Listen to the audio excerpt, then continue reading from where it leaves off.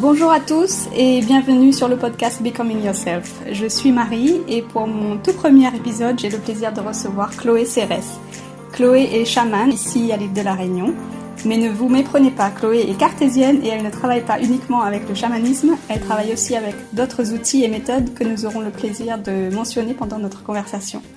Chloé, bienvenue à toi et merci de nous consacrer un peu de ton temps. Merci. Je suis toute excitée d'avoir cette conversation avec toi. Alors, je t'ai connue par le biais d'une amie et j'ai fait une séance de lecture d'âme avec toi. Et ce que j'ai apprécié, c'est déjà le fait que tu sois cartésienne, comme je viens de le dire, et aussi ton approche holistique, puisque tu prends en compte la personne dans sa globalité et tu vas chercher la cause des souffrances de la personne et tu lui donnes des solutions pour aller vers une pleine guérison. Et je voulais vraiment relever cela puisque je trouve que c'est essentiel. Alors pour commencer, est-ce que tu peux nous parler un peu de ton parcours, ce qui t'a amené à être qui tu es aujourd'hui ? Eh bien, ce qui m'a amené à être qui je suis, c'est surtout en ne faisant que des choses que je ne suis pas. Plus j'ai essayé de ne pas être moi. Et plus j'arrivais sur cette voie. Et pourtant rien ne présageait que je devais devenir thérapeute. J'ai absolument pas du tout de diplôme dans ce domaine, dans le domaine de la psychologie ou de la médecine quelconque d'ailleurs. Je pense que c'est juste qu'au fur et à mesure des années, je me suis rendu compte de qui j'étais et que c'était évident qu'il fallait faire ce que je suis. Voilà. Est-ce que j'ai entendu ton parcours un petit peu plus en détail sur un autre podcast, est-ce que c'est des événements difficiles dans ta vie finalement qui ont été un événement déclencheur pour aller vers toi, ou est-ce que à un moment tu t'es dit j'en ai marre de vivre pour les autres, de me baser que sur le jugement des autres, de pas aller vers qui je suis? Non, je crois que c'est vraiment, j'ai toujours été comme ça, j'ai toujours été trop empathique. Je dis trop parce que j'étais du coup hypersensible, je prenais tout sur moi, j'étais une véritable éponge qui savait absolument pas gérer ses émotions. Et c'est pas encore d'ailleurs terrible, mais c'est mieux. Et je pense que j'ai fait effectivement que ce que mes parents attendaient de moi, ou que ce que je pensais qu'ils attendaient de moi, plutôt. Et puis, un jour, effectivement, j'ai eu j'ai l'impression d'avoir eu plusieurs vies dans ma vie, comme beaucoup de gens. Mais c'est pas le fait de perdre mon mari et ma fille, comme certains peuvent me demander, ou c'est pas non plus le fait d'avoir vécu cette expérience de mort imminente. Je pense que c'est le fait d'avoir tout fait. J'ai fait tout. J'ai l'impression d'avoir tout fait, c'est-à-dire dans la matière, j'ai eu tout ce qu'on rêve d'avoir, voilà, et que de me rendre compte que ça me rendait pas heureuse. Et que c'est à ce moment-là que je me suis rendu compte que j'avais été quelqu'un d'autre pour avoir tout ça, pour soi-disant me satisfaire ou trouver le bonheur et satisfaire mes proches, alors qu'en fait, ça avait aucun sens. Voilà, ça n'avait aucun sens. Et je pense que quand j'ai un peu fui, j'ai tout quitté pour partir à La Réunion, et je me suis dit que caché ici, personne m'en voudrait que je sois véritablement moi. Et comme je me voyais avec beaucoup de faiblesse, beaucoup de fragilité, beaucoup trop de sensibilité, je crois que j'avais vraiment besoin de me cacher. Alors je suis partie à 10 000 km, je suis arrivée à La Réunion, et finalement j'ai fait un bilan de compétences avec une charmante jeune femme qui m'a finalement j'ai envie de dire aidée et pas aidée, c'est-à-dire qu'elle m'a aidée, mais pas en faisant comme d'habitude, c'est-à-dire qu'elle m'a dit que tout était ouvert pour moi, mais qu'il fallait surtout que je puisse savoir vraiment qui j'étais plus profondément. Et du coup, j'ai fait un soin énergétique. Je savais absolument pas trop ce que c'était. Et quand j'ai fait ça, je suis partie en transe. Voilà, je sais pas si on dit ça comme ça.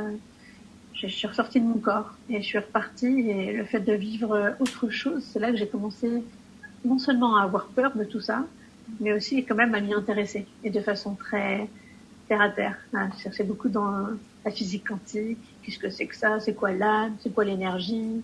Les rapports d'Einstein. C'est quoi une molécule? Comment on peut faire des soins à distance? Comment c'est possible? J'en sais rien. Et puis je laissais tomber. Je cherchais toujours un travail où je pouvais être moi. Et finalement, c'était pas un travail. C'est un travail. Je considère pas que je travaille. Je pense que je fais juste ce que je suis, ce qu'on est tous. Vu que peut-être que j'ai pris moi conscience, en tout cas. Voilà. Dans ce que tu dis, ce que je retiens, c'est que au final, tu t'es vraiment écouté. À partir du soin, tu as découvert un autre monde, peut-être auquel tu n'étais pas du tout sensibilisé avant, et puis que tu as découvert et qui, je pense, était déjà là en toi et que vers lequel tu avais envie d'aller depuis que tu étais petite. C'est ça, ouais. Je suis très très exigeante. Donc quand j'ai été dans le monde de la matière, voilà, il fallait que j'ai le plus beau loft, les plus belles robes, la plus belle voiture, la plus belle carrière, les plus beaux enfants, le plus beau mari. Et puis quand tout ça s'est arrêté et que je me suis dit que c'était pas moi et que j'ai regardé à l'intérieur de moi, j'ai tout lâché. J'ai lâché complètement l'extérieur et je suis allée visiter mon intérieur avec autant d'exigence. Et c'est comme ça que j'ai réussi à fermer les yeux et à parcourir différents plans, à voyager et à voyager dans l'âme des gens aussi. Voilà. Ça s'est fait assez facilement, on dirait. C'était des capacités que tu avais déjà présentes en toi et que tu avais mis de côté toutes ces années justement pour rentrer dans le moule, être accepté par les autres en fait. Est-ce que du coup c'est quelque chose que tu recommanderais, j'ai envie de dire, de s'écouter vraiment, parce qu'aujourd'hui finalement c'est la pression qu'on a dans la société dans laquelle on vit. Tu sais, on court tous après le succès, le statut social, la belle voiture, la maison, comme tu disais, les beaux enfants, et au final on se rend compte que c'est peut-être pas ce qui me rend vraiment véritablement heureux. Est-ce que quel conseil tu donnerais pour te dire, à un moment, il faut lâcher la tête et s'écouter soi, au final? Je pense que je dénigre absolument pas le matériel, le matérialisme, les belles voitures et la belle robe. Parce que chez beaucoup, il y a peut-être un équilibre à trouver plutôt. Oui. Plutôt un équilibre. Tout à fait. Un équilibre à trouver et surtout trouver le sens que ça a pour soi. Voilà. Il y en a pour qui ça n'en a absolument pas, il y en a pour qui ça en a plus que d'autres, et c'est ok. Il faut juste trouver ce qui est juste pour soi. Et ça, il y a personne qui peut nous conseiller là-dessus, il y a personne qui peut nous apprendre sur ça. Voilà. On est tout seul à pouvoir essayer, et puis modérer, et puis en laisser, et puis recommencer, et puis faire d'autres choix. C'est ça la vie. Oui. C'est pas un parcours facile, oui. On y est tous confrontés, je pense. Et c'est vrai que quand tu commences à cheminer dans la spiritualité, à écouter un peu plus ton cœur, on peut avoir tendance à justement être trop perché et lâcher un peu le côté matérialiste, on dira. Et comme tu disais, c'est un équilibre à trouver. On peut pas vraiment avoir trop de l'un ou de l'autre. C'est véritablement un équilibre. Et ce que j'ai retenu aussi quand tu parlais de ton parcours, tu disais que c'était facile pour toi d'avoir ce que tu voulais. C'est comme si... est-ce que tu dirais que c'est comme si tu avais déjà compris, tu avais un savoir inné de ce que c'est la loi d'attraction, de comment véritablement attirer ce que tu veux dans la matière, sans en avoir conscience en fait? Ah oui, ça c'est sûr. C'est sûr, ça, c'est exactement ça. Oui, c'est ça. Je sais pas comment expliquer ça. C'est vrai, ça peut faire à la fois très peur pour certains, certaines. Oui. Et à la fois, on dit toujours que je vais trop vite. On dit toujours que je veux plus. On dit toujours que ça a été facile pour moi. Mais je m'en étais jamais rendu compte. Comme si j'étais comme les autres et que je voyais pas que eux, c'était plus compliqué. Et puis en arrivant ici, je me suis retrouvée toute seule avec ma fille. Je me suis dit, je me sentais complètement perdue et toute seule. Et je me suis dit, ok, j'ai toujours cette fille hypersensible qui va pleurer pour un rien, qui va être hyper impressionnée par quelqu'un qui a un peu trop d'ego ou par un peu trop de violence. Et pourtant, je sais exactement comment je peux faire pour créer ma vie. Il m'a suffi de fermer les yeux et de programmer. Je disais pas ça avant, je n'avais pas conscience, j'avais pas vraiment de mots, j'avais pas vraiment refait le chemin à l'inverse, j'avais pas rembobiné pour savoir comment je faisais. Mais c'est après plusieurs de très très très nombreuses séances, plusieurs mois que j'ai fait pratiquer le chamanisme et où j'ai aidé beaucoup de gens, où je me suis sentie fatiguée de servir de baguette magique, fatiguée d'aider les gens et de me dire que ça pouvait pas être ça. Ça a perdu tout son sens. Voilà, au fur et à mesure, plus j'accueillais les gens et moins ça avait de sens de faire tout à leur place. Et du coup, je me suis dit, il faut peut-être que j'essaye de trouver comment moi je fais pour leur expliquer comment il faut faire, comment il faut être pour faire. Oui, j'entends parce que c'est vrai que c'est pas quelque chose qui est facile pour chacun. Comme on disait, hein, écouter son cœur, de savoir vraiment ce que tu veux, lâcher la tête. Et là, toi, tu arrives et tu leur donnes les clés de leur âme et de ce qu'ils veulent vraiment. Donc, je comprends qu'ils peuvent te voir comme une baguette magique.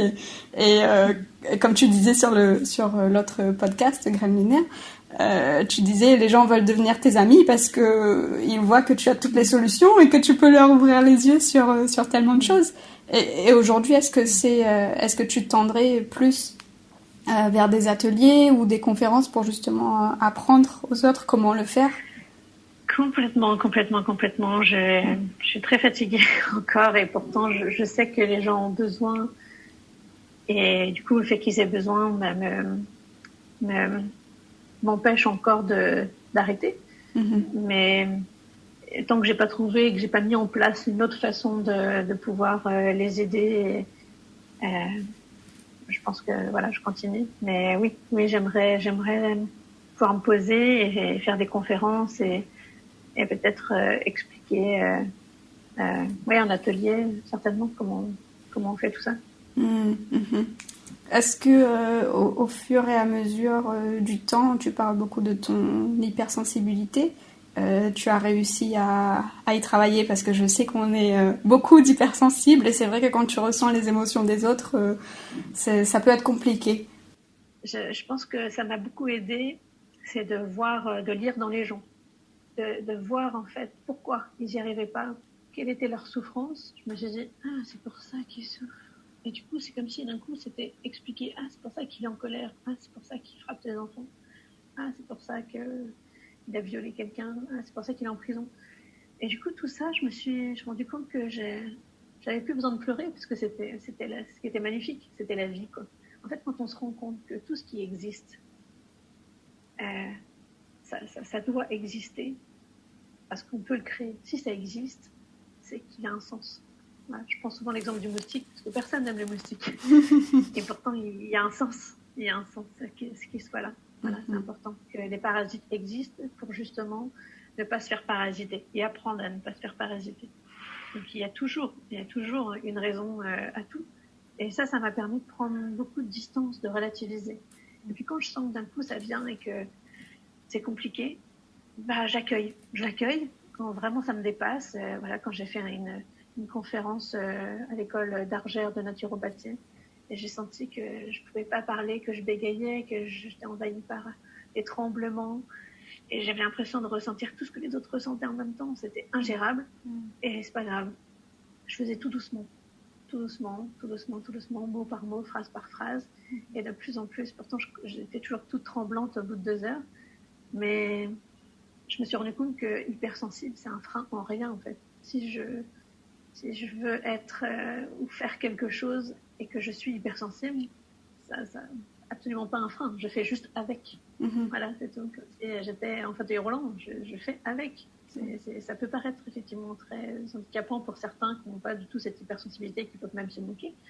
Mais je suis OK avec ça, ça ne dérange pas du tout. Ça me dérange plus. Oui. Avant, oui, ça m'aurait... J'aurais encore plus fondu, mais maintenant, ça me fait sourire quand les gens veulent me prendre dans leurs bras ou qui veulent... peut-être, ils ont... je sais pas, envie de me dire ça va aller, me mettre la main sur l'épaule, ou je vais t'aider si tu veux. J'ai pas besoin d'aide. Je veux juste que tu acceptes ce que je suis. Voilà. Donc, accepter ce que l'on est et faire avec, c'est ça le plus génial. Ouais, c'est ça, oui. C'est pas une pathologie. C'est pas une pathologie. C'est pas quelque chose qu'on doit enlever. C'est que pour moi, cette hypersensibilité, elle nous permet d'avoir des ressentis différents. Et donc, si on a des ressentis différents, on est attiré par créer d'autres choses dans sa vie. Et c'est juste une différence. C'est tout. Je pense que c'est vrai, ça peut être perçu par la société, par beaucoup de personnes comme une faiblesse. Et finalement, c'est une force. Ça te permet d'aller vers l'autre et de le voir comme tu te vois toi, comme si on était un et que oui, c'est un humain aussi que tu as en face de toi, un homme, une femme, et puis de le voir pour qui il est, de pas te faire toute une image et de se dire que lui aussi, elle aussi a des difficultés à gérer dans sa vie. C'est ça. Je pense même que ça peut nous aiguiller dans notre parcours de vie, dans qui on veut attirer comme partenaire ou ce qu'on veut faire dans la vie. Parce que si on est hypersensible, il y a effectivement des choses qu'on ne peut pas faire parce que c'est pas possible. Par contre, il y en a plein d'autres voies, plein de métiers qui nous sont ouverts bien plus que pour d'autres. Voilà. Ça, c'est intéressant. Oui, ça c'est vrai. Ouais, c'est vrai, complètement. Je suis d'accord. Ouais. Et qu'est-ce qui toi, t'a donné envie de faire ce que tu fais? Alors, est-ce que c'était vraiment une volonté profonde d'aider les autres ou d'éveiller leur conscience? Est-ce que tu arrives à mettre des mots dessus ou... Alors, les mots que je mettais quand j'ai commencé, c'était de me dire, ok, si c'est facile pour moi, la vie est aussi facile et que je m'ennuie autant, peut-être que je devrais dire aux gens comment il faut faire et que je devrais les aider pour que ce soit facile pour eux. Parce que si ça n'a pas de sens pour moi, peut-être que je vois bien que ça en a pour eux, en tout cas. Puisque tu t'amusais à le faire, en fait. C'était facile pour toi. Ouais. C'est ça. Donc, je me dis, bon, c'est pour moi, je vais arrêter pour moi, parce que moi, ça me donne rien, ça me rend pas heureuse. Donc. Mais je vois que les gens, ils ont vraiment envie d'être riches. Ils ont envie vraiment de tomber enceinte. Ils ont vraiment envie de plus avoir peur de ça ou de plus être traumatisés par ça, etc. Je dis, bon, allez, je vais aller à l'intérieur d'eux, puis je vais aller modifier les choses. Et puis au fur et à mesure, ça aussi, ça m'a lassée. Et du coup, j'ai commencé à chercher comment moi je faisais pour leur apprendre à ceux qui voulaient. Et puis ça aussi, ça me lasse un peu. Ouais. C'est pas que ça me lasse, j'aime toujours faire ça, sauf que j'ai énormément de demandes et je suis très fatiguée de pas pouvoir. Il n'y a pas une journée où j'ai pas 20 messages. Et je me dis que je peux pas faire toute ma vie comme ça, c'est pas possible. Donc je me suis dit, bon, ok, j'ai amorcé quelque chose qui intéresse les gens, mais comment je peux délivrer mes messages autrement que un par un au fond de mon jardin. Pouvoir toucher un plus grand public et aider plus de monde beaucoup plus rapidement finalement. Ouais. Et pourtant je me dis qu'il y a plein de gens déjà qui font ça. Il y a plein de vidéos, il y a plein de thérapeutes, il y a plein de gens qui montent sur scène. Je regarde pas trop tout ça, mais je vois des trucs qui passent sur les Facebook et les réseaux sociaux. Alors je m'interroge si on a toujours sa place. Je me dis que je serais une de plus, c'est tout, et je toucherais. Mais je m'interroge quand même. Après, chacun de nous a une énergie différente aussi. Chaque thérapeute a une énergie différente, donc certains seront plus attirés par toi et certains par d'autres. Et puis c'est vrai qu'à un moment, tu peux pas visionner toutes les vidéos qu'il y a sur YouTube et tout ça. Et c'est tellement agréable d'avoir une personne qui peut te proposer tous les outils et tu le trouves en un endroit. Et c'est déjà un début parce que sinon, c'est vrai que voilà, quand on commence à travailler sur soi, il y aurait tellement de choses à aborder et puis tu peux aller vers différentes thérapies qu'à un moment on se retrouve perdu. D'avoir une personne qui gère plusieurs choses, c'est agréable. Et je voulais revenir justement sur la lecture d'âme que j'ai fait avec toi parce que tu es allé chercher mes croyances limitantes pendant la séance et tu les as déprogrammées et tu les as remplacées par de nouvelles croyances positives. Ce que j'ai aimé, c'est que tu m'as dit utiliser la physique quantique pour arriver à ce résultat. Est-ce que ça veut dire que si chacun de nous, on étudie et on comprend la physique quantique et qu'on s'approprie la méthode que tu utilises, on pourrait arriver à faire ça? Parce que ce que j'entends là, c'est comme si, comme ça relève de la physique quantique, ça veut dire que ce sont des capacités qu'on a chacun en nous et qu'on peut développer finalement. Je pense que oui. Là où je suis, en fait, utiliser la méthode, c'est sûr que tout le monde peut. Hein. C'est ce que d'ailleurs j'essaie de convaincre les gens plutôt que de le faire moi, d'apprendre de leur apprendre à le faire. Mais par contre, je sais pas si on verrait tous, ça se passerait de la même façon. Je pense que ça demande aussi peut-être de lâcher prise. Tu vois, il faudrait non seulement apprendre la physique quantique, mais aussi apprendre peut-être, j'en sais rien comment on peut appeler ça, peut-être la méditation, j'en sais rien. Tu vois, parce qu'il y a un moment où si tu n'arrives pas à sortir de ton corps pour voir que tu es autre chose que ça, ça veut dire que tu vas pas réussir à accéder à cette énergie.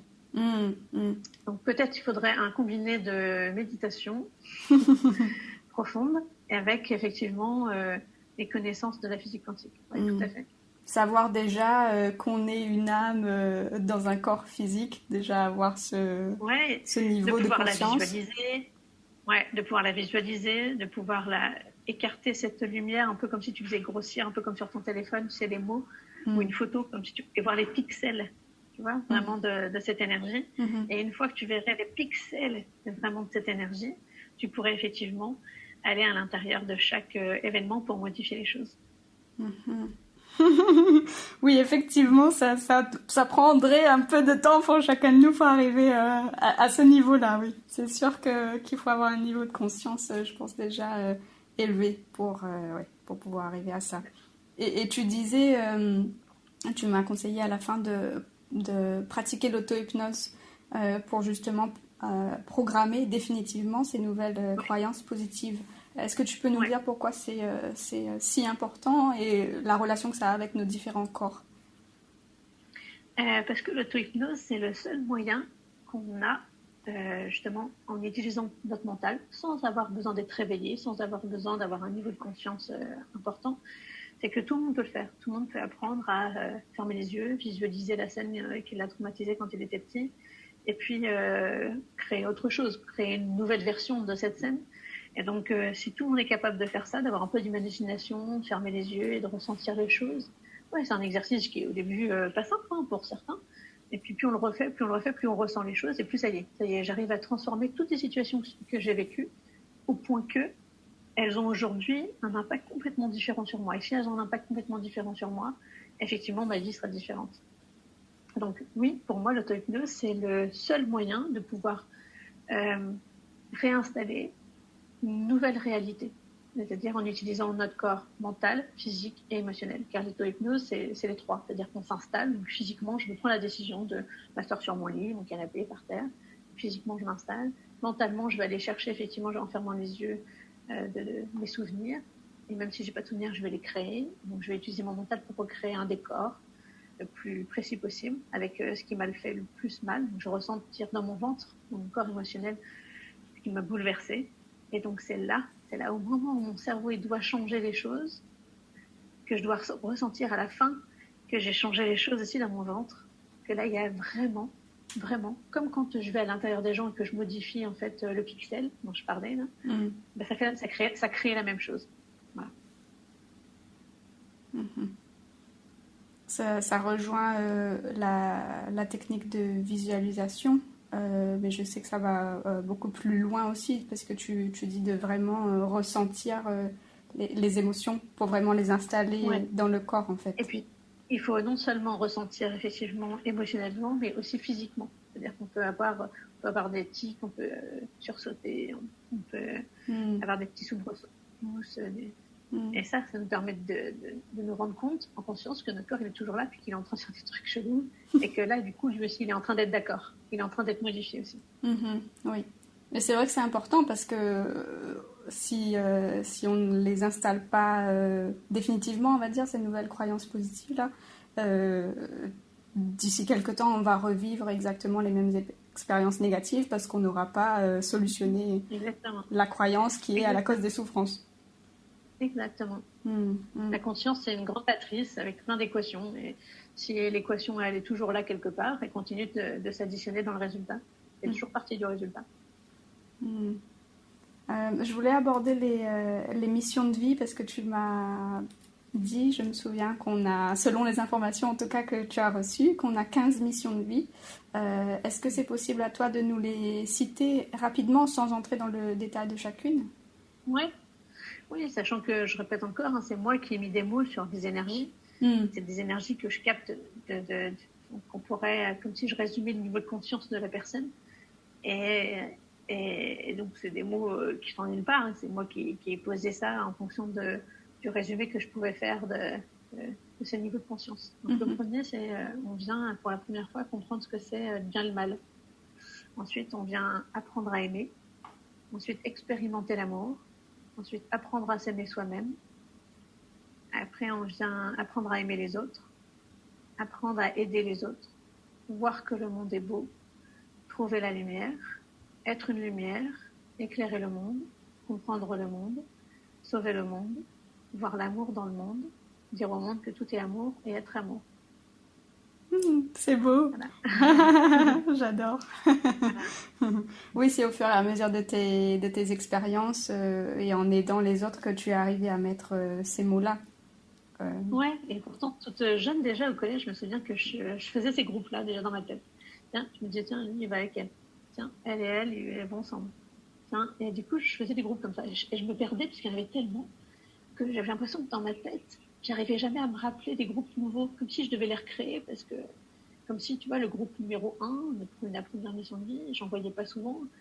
Peut-être que j'en voyais plein, je sais plus, mais en tout cas, il y en avait que je voyais pas beaucoup. Et du coup, quand je les revoyais, je me disais, ah, c'est encore un nouveau. Et du coup, j'avais l'impression que ça en finissait jamais, sauf que, parce que j'avais pas de mémoire. Donc, si j'avais écrit le nombre de sensations que je percevais et que je pouvais les, peut-être que j'aurais déjà posé ces mots-là depuis très longtemps, mais effectivement, j'ai dû attendre de rencontrer et de faire des lectures d'âme à plein de gens pour me dire, ah, c'est toujours la même. Ah, tiens, c'est la même qu'hier. C'est bizarre, les gens, ils viennent pour la même chose. Et du coup, je me disais, je veux pas leur dire. Pourquoi j'ai les mêmes mots pour que tout le monde en ait des robots, quoi. Voilà. Et c'est au fur et à mesure, hein, parce que, tu sais, au début, on dit pas tout ce qu'on perçoit, on a l'impression qu'on est folle, hein.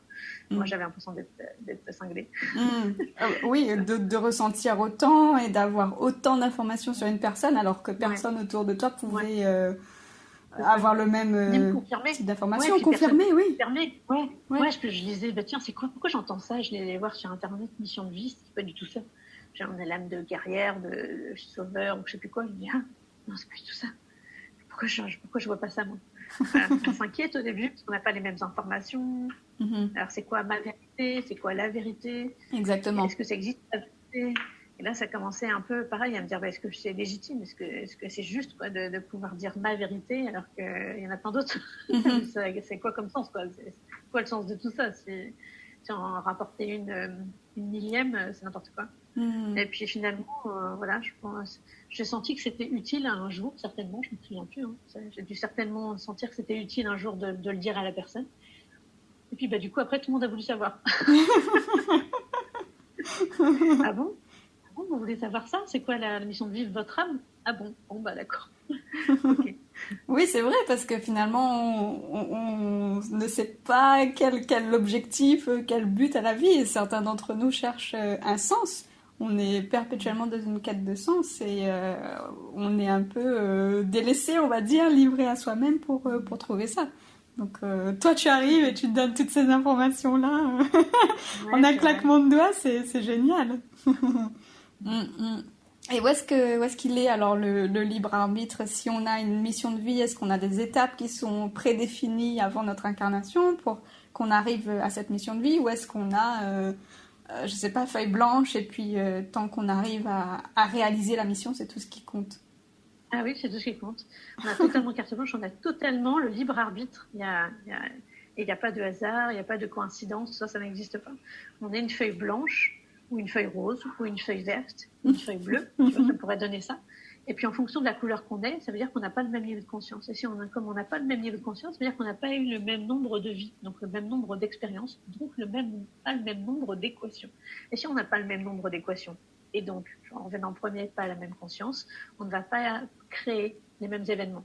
On ne va pas attirer à nous non plus les mêmes événements. Voilà. Oui. Oui, complètement. Et est-ce que c'est possible qu'une âme, on va dire, qui soit déjà avancée, elle n'ait pas à commencer sa première incarnation sur Terre, on va dire, est-ce qu'elle n'ait pas à commencer à la première mission de vie? Est-ce que c'est possible qu'elle soit déjà avancée, qu'elle ait eu d'autres vies, on va dire, dans dans l'univers? Oui, oui, tout à fait. Je rencontre de temps en temps des âmes un peu particulières, effectivement, qui ne viennent pas, qui n'ont pas, effectivement, qui ont déjà un niveau de conscience très élevé et qui sont incarnées sur Terre pour une autre mission que parmi les 15. C'est-à-dire, je viens certainement, souvent on me dit, je viens voir l'amour sur votre Terre. Je dis, c'est quoi ça? Non, ça fait pas partie des 15. Non, vas-y, redis le mieux. Non, je viens pour voir ce que c'est l'amour sur votre Terre. C'est cela, oui.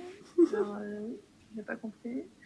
Et là, du coup, au début, je me disais, je vais dire à la personne que j'ai pas compris, ou que je sais pas trop ce que ça veut dire, ou peut-être que c'est vraiment que par rapport à l'amour. Et puis, plus je vais voir ces codes, et plus je me rends compte qu'il n'y a pas de vie antérieure non plus.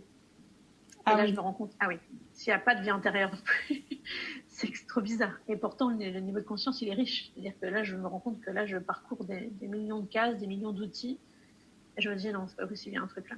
Et c'est là que j'ai accepté. Alors, je sais plus trop comment ça s'est passé la première fois, mais je me suis dit, mais c'est très étrange quand même. Je suis obligée de lui dire qu'elle vient pas d'ici et que pourtant elle est venue sans faire partie sans s'accrocher, sans choisir une couleur de feuille, tu vois, comme on disait tout à l'heure. Donc, moi je viens, je suis noire, je sais que vous connaissez pas, mais c'est pas grave, je viens quand même.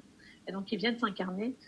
Et c'est pas si simple, hein. C'est plutôt des âmes pas torturées, mais c'est des gens un peu qui se sentent un peu perdus, souvent dans la matière. C'est des gens qui sont du coup très éveillés, très spirituels, on va dire, et pourtant qui sont un peu perdus dans la matière. Parce que là, pour eux, c'est tellement nouveau. Et je leur dis, oui, en même temps, c'est vous qui avez choisi de pas venir depuis le début. Évidemment que c'est le bordel. C'est ça de griller des classes, de vouloir gruger. Voilà. Oui. Ah oui, intéressant. Mais il y en a. Il y en a. Alors, c'est pas le plus courant, hein. Oui. Ouais. Intéressant à savoir. Après, oui, c'est vrai que ça fait penser. On aime bien donner plein de titres, mais d'étiquettes. On parle souvent des enfants indigo, arc-en-ciel et tout ça. Et dans ton discours là, ça me fait penser un peu à ça. C'est qu'ils sont pas adaptés à la société dans laquelle on vit, qu'ils ont un niveau de conscience déjà bien plus avancé et ils comprennent pas qu'on puisse fonctionner encore comme ça. Pas être dans l'amour finalement. Ouais, ils comprennent pas et pourtant justement c'est leur mission parce que tous ces enfants indigos, je s'appelle pas comme ça mais parce que je sais plus déjà ce que ça veut dire mais quand je vois ces enfants qui viennent d'une planète qui est effectivement bleue, je leur dis que c'est justement leur mission de rester innocent et de rester amour et de pouvoir justement donner cette vision sur Terre. C'est vrai que un peu comme on voit aussi les handicapés mentaux, psychiques, ils inspirent parce qu'ils sont plus dans la matière, ils recherchent autre chose. Et ça, c'est aussi très intéressant. On devrait porter un autre regard là-dessus, parce que ça nous enrichirait. On dit comme ça. Oui, tout à fait. Ouais. Vraiment très, très fortement. On en a besoin. On a besoin de la différence des autres. Complètement.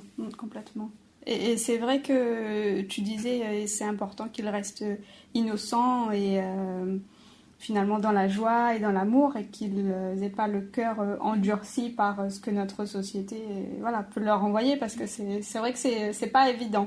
On va dire que moi-même j'ai un peu de mal avec ça si tu veux et c'est un peu difficile de trouver l'équilibre entre ne pas être dans le monde des bisounours, dans l'amour tout le temps et puis se dire il y a trop de guerre, trop de souffrance dans le monde et c'est trop difficile à voir, je veux pas voir ça, je me ferme à tout. C'est un équilibre qui est pas facile à garder, on va dire, garder son innocence et son amour pour les autres. Alors que tu vois... Ouais, mais c'est bien de se rappeler que je donne toujours cette métaphore-là, parce que ça m'a toujours beaucoup marqué, même au collège, quand il y avait des grands troisièmes qui se moquaient des petits sixièmes. et qui comprenaient pas pourquoi ils en étaient là, et pourquoi ils sortaient pas avec les garçons, pourquoi ils avaient pas encore de seins, les filles. Ah bah ouais, tu vois. Et cette différence, mais on est tous pareils, on va arriver tous au même résultat. Et moi aussi, j'étais en 6e. Alors pourquoi je me moquerais des gens qui sont en 6e? Et tu vois, des gens qui font la guerre, ouais, peut-être qu'ils sont au CP, mais nous aussi, on a été des CP. Voilà. Et du coup, de me rappeler toujours de ça, ça me rappelle que j'ai pas à juger qui que ce soit. Oui. Et donc, j'ai pas à avoir mal. C'est d'être dans le détachement et de savoir que ces gens-là feront leur chemin et qu'à un moment ils arriveront Oui, dans l'amour on se aussi. dit toujours, ah oui, je souffre de voir qu'il y a des gens qui font la guerre, etc., ou qui tuent des enfants. Oui, mais il y a aussi des gens qui sont encore plus éveillés que vous et qui vont vous regarder, qui vont dire, ah bah toi, regarde où t'en es, ça me fait mal. Regarde, t'hésites encore entre la matière, tu trouves pas ton équilibre entre la matière et le spirituel. Comment tu galères du regard des autres, comment tu galères dans ta propre souffrance, dans ton émotivité, tu crois que ton hypersensibilité, c'est une tare, etc. Tout ça, pour beaucoup, c'est encore, ils sont tout seuls, ils se disent, ah oui, mais qu'est-ce que je me sens tout seul, parce que il y a tellement plein de gens qui souffrent, qui vont tendre vers la spiritualité, mais qui souffrent encore. Ça veut dire qu'ils n'ont pas encore compris ce que c'était la spiritualité. Parce que pour la plupart des gens très éveillés, la spiritualité, c'est qu'il n'y a aucun problème. Il y a toujours des solutions. Oui. Ouais, c'est une perspective ouais, à garder en tête. Je voudrais aborder le sujet de l'amour. Grand sujet, n'est-ce pas? Mais de l'amour dans un couple surtout, puisque dans notre société, on confond souvent l'attachement et l'amour, sans même s'en rendre compte. Ça demande un travail sur soi, d'être deux êtres complets dans un couple, et non pas deux personnes, ou alors une des deux, à être dans le besoin et la dépendance affective finalement. Comment est-ce qu'on peut arriver à ce type d'amour, à être deux êtres complets qui s'aiment et pas être dans la dépendance de l'autre, ou alors comment est-ce qu'on sait la différence? Et je pense que déjà, il y a le niveau de conscience qui joue. On n'aime pas de la même façon en fonction du nombre de vies qu'on a. Ça, c'est sûr. Après, l'autre chose pourrait être toujours l'équilibre, toujours cette notion de chercher l'équilibre et donc de réparer ses blessures, de réparer son passé, afin que l'ego puisse plus intervenir, puisse plus aller chercher des événements extérieurs ou du passé. Plus on a réparé, moins on a de souvenirs dans son passé, plus on est OK avec ce qu'on est devenu, et plus on a à offrir à l'autre, plus on est OK pour du coup aussi ne pas chercher chez l'autre à combler ce que l'on n'est pas. Voilà, parce qu'on n'a rien à réparer. Donc on va pas avoir effectivement, on est heureux d'être ce que l'on est, l'autre est heureux d'être ce qu'il est, et on fait un bout de chemin ensemble pour partager le trésor de l'autre. C'est beau. J'avais lu qu'on est créateur de notre bonheur et l'autre est amplificateur de notre bonheur. Et j'ai trouvé ça beau et je me suis dit oui, c'est complètement ça. Ne pas s'appuyer sur l'autre pour combler nos besoins. Ouais. Tout à fait. Et si on parle d'amour inconditionnel, d'amour profond qu'on peut ressentir envers soi, envers les autres, les animaux, la nature, est-ce que ça rejoint le même processus dont tu parlais, le même niveau de conscience, le même travail sur soi pour tendre à ce type d'amour? C'est l'éveil, c'est le temps de se rendre compte, que les animaux sont nous, qu'on est eux, qu'on est qu'un. Et pareil pour toute forme de vie. L'amour inconditionnel, c'est s'aimer tellement soi qu'on respecte tous les autres. Pendant la lecture d'âme, tu as parlé de l'animal totem. Pourquoi est-ce que c'est important pour chacun de connaître le sien et qu'est-ce qu'il représente exactement? L'animal totem, pour moi, c'est un peu comme certains qui parlent des anges ou d'autres qui parlent de guides. C'est soi. C'est une définition pour parler de soi. Et pareil, il y a beaucoup de gens qui ont du mal à se connaître, beaucoup de gens qui ont du mal à admettre qui ils sont, ou même tout simplement qui se connaissent pas, qui n'ont jamais cherché. Et ça, connaître l'animal totem, ça permet de savoir qui on est, puisque ce sont des codes. C'est pour moi une allégorie, hein, c'est aussi une image, l'animal totem, des codes que l'on peut choisir avant l'incarnation. Hmm. Ça permet de mieux connaître qui on est au plus profond de nous, de mettre des mots sur Ouais, la personne que l'on est. exactement. Hmm. Dans le but d'accepter pour réussir au mieux notre mission de vie. Parce que si on a choisi ces codes-là, c'est qu'on a résolument besoin de ça pour réussir notre mission. Hmm. Est-ce que c'est juste une métaphore ou est-ce que on peut se dire que là encore, si on utilise le pouvoir de la visualisation, on peut visualiser l'animal ou Ouais, pour mais nous encore aider sur notre chemin? oui, mais visualiser l'animal, c'est encore une fois comme quand on parle à des guides. Quand on dit ah oui, j'ai canalisé par mes guides ou j'ai canalisé par des anges, etc. C'est uniquement pour dire j'ai canalisé une partie de moi Mhm. que je n'arrive pas à exprimer d'autre façon que une partie extérieure de ce que je suis, tellement que c'est pas possible que moi j'ai les réponses. Tu vois? Mhm. Donc du Oui. coup, le fait d'être, oui, on va aller chercher l'animal, on va dire ah bah oui, je vois tel animal, etc. Et puis le mien c'est ça, c'est ça, c'est ça, et donc je vais pouvoir lui poser des questions. Et le fait que je puisse le poser à l'extérieur de moi me rassure et me dit que c'est pas, ça vient pas de moi. Bon, bah, ça veut dire que c'est un message divin, parce que là, du coup, c'est l'aigle ou c'est l'ours ou c'est le papillon ou la coccinelle qui me le dit.